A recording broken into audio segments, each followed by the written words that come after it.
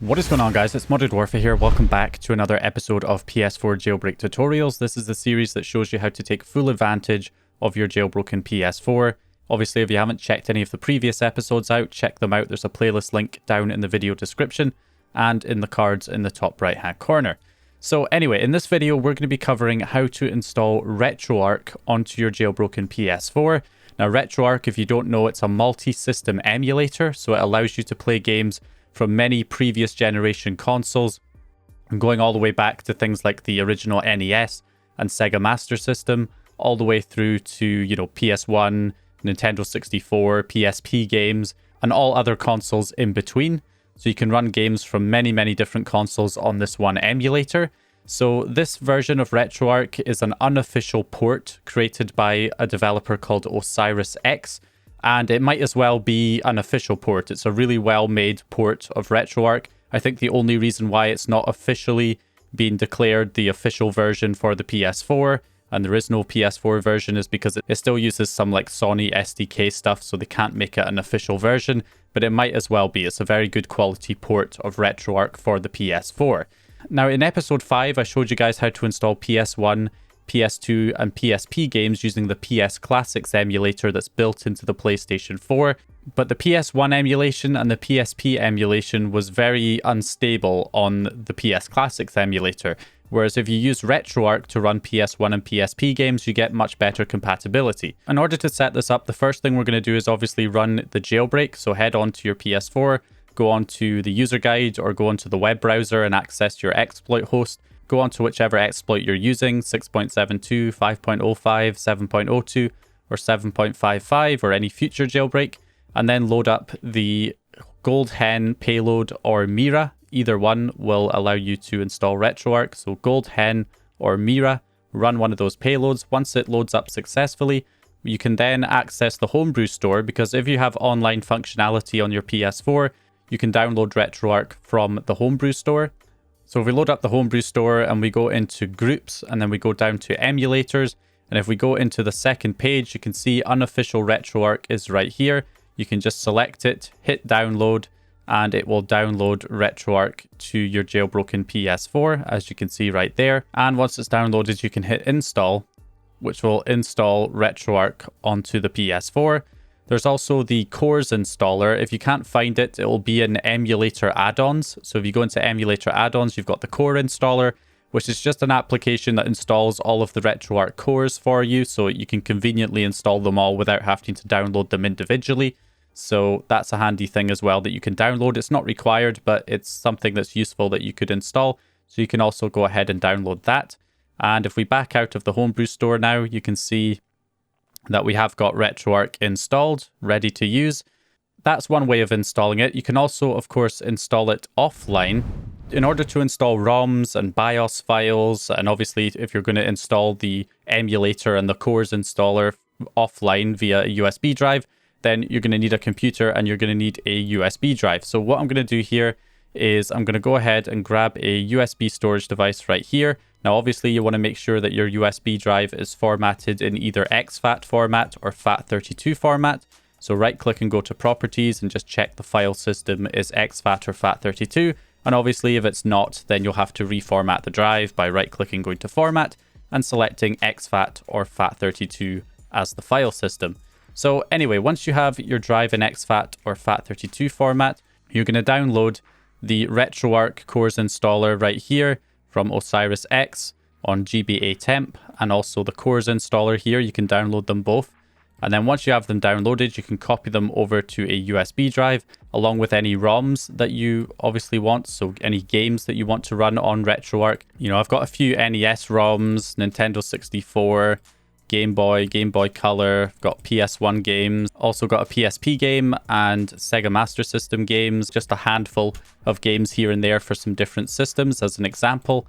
So we've got that, and I also have a BIOS file for PS1 as well right here that I'm going to extract to show you guys how to install any BIOS files that you want to install as well. So BIOS files are not required. The system will emulate the BIOS by default if you don't provide a BIOS file for things like PS1 games. But obviously, a lot of older generation systems don't really require a BIOS file. So it just depends. If you want better compatibility, you can provide a BIOS. Otherwise, you can just let it emulate the BIOS by default. So anyway, we'll go ahead and copy all of that stuff into the root of our USB drive. So our games that we're going to run, any BIOS files that you want to provide. And of course, if you're installing RetroArch offline, then you're also going to want the package file for RetroArch and the cores installer. So we're going to go ahead and copy that all over to the root of our USB drive here. Okay, so one other thing is that if you are trying to install this offline, completely offline, you have no internet connection on your PS4, or you're deliberately not connecting the PS4 to the internet for whatever reason, then you are going to need to download the assets and, you know, cheats and databases and all of that stuff. Normally, you would use the online updater that's built into RetroArch. So if you do have an internet connection on your PS4, you can just use the built-in online updaters in RetroArch to get all of these files. But obviously, if you're offline, that won't be an option, so you'll have to do it manually. So on the computer, you're going to want to head to buildbot.libretro.com. Again, only if you are offline on your PS4 do you need to do this. And then you can go into the assets directory, and you've got the cores here that you can download manually if the cores installer isn't working.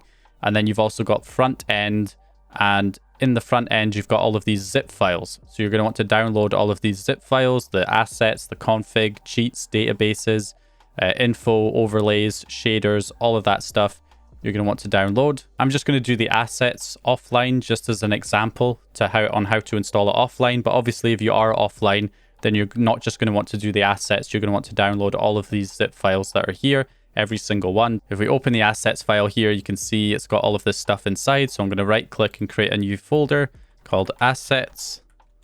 And we'll go ahead and copy all of these in. And again, you're going to want to do this with everything. Do this with the cheats, do this with the databases, the overlays, the shaders, zip files, extract them all into their own folders on your USB drive. This is only required if you are offline on your PS4. So anyway, once we've got everything copied to our USB drive, we can then eject the drive and plug it in to our PS4. Okay, so back on the PS4, if you're installing the emulator offline, you're going to head into the settings, go down to debug settings, game, package installer, and install the cores installer and the RetroArch app from your USB drive. So that is them both installed now. So if we head back, you can see that we now have the application installed and the cores installer. So the first thing we're going to run is the cores installer. So if we run this, you should get a message saying press OK to install core files. We'll click OK, and then it starts installing all of the cores. Now, this isn't required. So if this doesn't work, because I know that on some older firmware versions, there can be issues with the cores installer where you just get a black screen and nothing happens. So if you're running into that issue, don't really worry about it too much because this isn't required. This is just a useful way of installing all of the cores at once. But you can, of course, just launch the RetroArch app and install cores individually using the online updater. And as I showed on that website where I got the assets, you can also download the cores from there as well and install them manually. So there's plenty of other ways to do it if the cores installer doesn't work. But anyway, if the cores installer works, once it's finished, you can go ahead and delete it once it's installed all of the cores. And if we run RetroArch here and take a quick look, you can see that it looks a bit bare bones right now. So there's not really, you know, none of the assets, none of the fonts have been added. So it looks pretty bare bones. One of the things I'm going to change straight away is I'm going to head into the settings because right now it's set so that circle is select and X is to go back, which is counterintuitive to what I'm used to. I'm used to X to go forward and circle to go back, essentially. So I'm going to fix that by going into the settings and then going down to input and then going down to menu controls. And then in menu controls, there's menu, swap, OK, and cancel buttons. So I'm going to do that. So now circle should go back. Yep, there we go. And X is to select. So that puts it back to what I'm used to. Once we've done that, we can go to load core. And if cores are showing up in here, then that means that the cores installer worked and it installed all of these cores. So you can just double check that. And if you're online on your PS4, you can go into the online updater and install all of the assets and cheats and databases and shaders and everything that you need. So you can start off by updating the installed cores because the cores installer probably has a few outdated cores. So you can update them here. So after updating that, we can update the core info files. And updating the assets will fix the font and add little icons and stuff, make things look a lot better. So just go through all of these online updaters one by one so that you have everything updated. Okay, and then that is everything basically updated. So the next thing I'm going to show you is how to install, BIOS files, also how to install your ROMs to the internal hard drive so you can load them from the internal drive, and also how to install all of the stuff that we just updated offline if you cannot use any of these online updaters that we just used. So yeah, let's take a look at how to do that now. So what we'll do is we'll go ahead and exit RetroArch and we'll load up a homebrew app, obviously PS4 Explorer. If you don't have this homebrew app, then check out episode 3. We covered this in detail in episode 3. So anyway, we're going to go in here. You can also use, of course, FTP to, connect to the PS4 remotely and access the hard drive that way, whichever way you prefer. But if we load up PS4 Explorer here and we do right or left on the D-pad to switch between the two USB ports to the one that actually has our content. And then if we're going to install, the assets and stuff offline, then what you're going to want to do is head to the data folder. And in the data folder, there is RetroArch. If you go in RetroArch, you have like assets that are right here. So what you would do is, because this folder will be empty if you're obviously offline, then you haven't installed any assets, then essentially all you're going to do is go ahead and delete the assets folder. And then once that's deleted, you can switch back to your USB drive, copy the assets folder that you copied to the USB, and then go back into the data folder, RetroArch, and paste it in, just like this. And that'll add all of the assets in. And then from there, obviously, I'm going to rename this because it should be lowercase a. Not sure if it matters, but I'll put that in anyway. So yeah, and now you've got all of the assets that you copied over from the USB drive. And you're going to do the same thing with cheats, config, databases, info, overlays, shaders, and all of that stuff. And that's basically the equivalent to installing them using the online updaters. So that's how you do that. Next, for installing our ROMs, if we head back to the USB drive, we've got ROMs right here.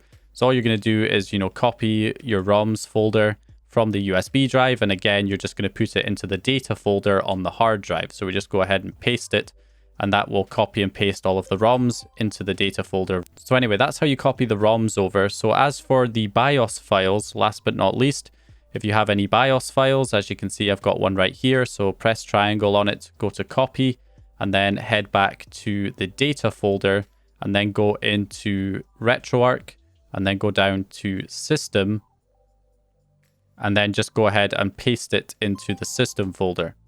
And that's where you put your BIOS files for RetroArch. And last but not least, if you've downloaded the cores, because let's say the cores installer isn't working and you're offline, so you can't also use the online updater to get the cores.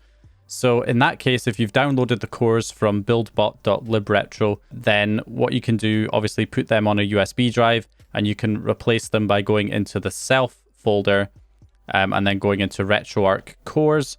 And if these folders don't exist, just create them. So create the self folder, create the RetroArch folder, and then copy your cores in there. And that's where all the cores are stored for RetroArch. So that's basically how you install everything offline and install BIOS files and copy your ROMs to the internal hard drive. So once you've done that, we can then run RetroArch again. I just want to stress though, installing all that stuff offline is really a lot of extra work. So I highly recommend you just connect your PS4 to the internet if you have the option.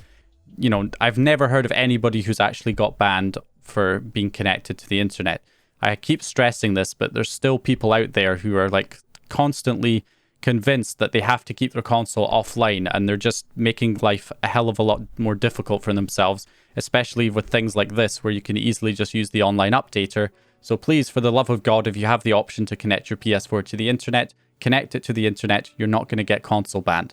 Installing all this stuff offline is just tedious. So anyway, once we have everything set up here, we're pretty much good to go. So we can go down to import content, scan directory, and we can go to obviously, the hard drive where our ROMs are, or on our USB drive if you're storing the ROMs on your USB drive.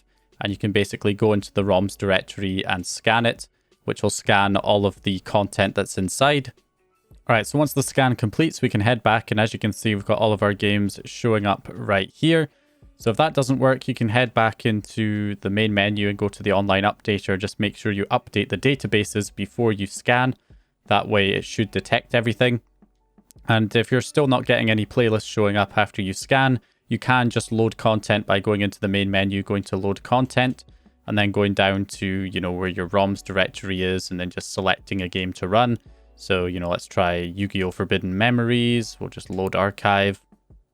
And then it gives me all the cores that I can select. So I go down to Sony PlayStation, PCSX, and that should allow us to run the game. And as you can see, it's loading up here, no problem. So there we go. That is a PS1 game loading right there. So next, I can go ahead and exit by hitting, basically, it's meant to be start and select at the same time. So on a PS4 controller, it's actually the touchpad click and the options button at the same time. So click both of those buttons down at the same time, and then you get this menu showing up, so you can close the content from there to try and load something else. Also with the playlists, if you do get playlists showing up, then you can also go into the online updater and do the thumbnail updater and basically just update the thumbnails right here. So that way, if it finds any thumbnails, any images for the different games that you have installed, it will show the image next to the game.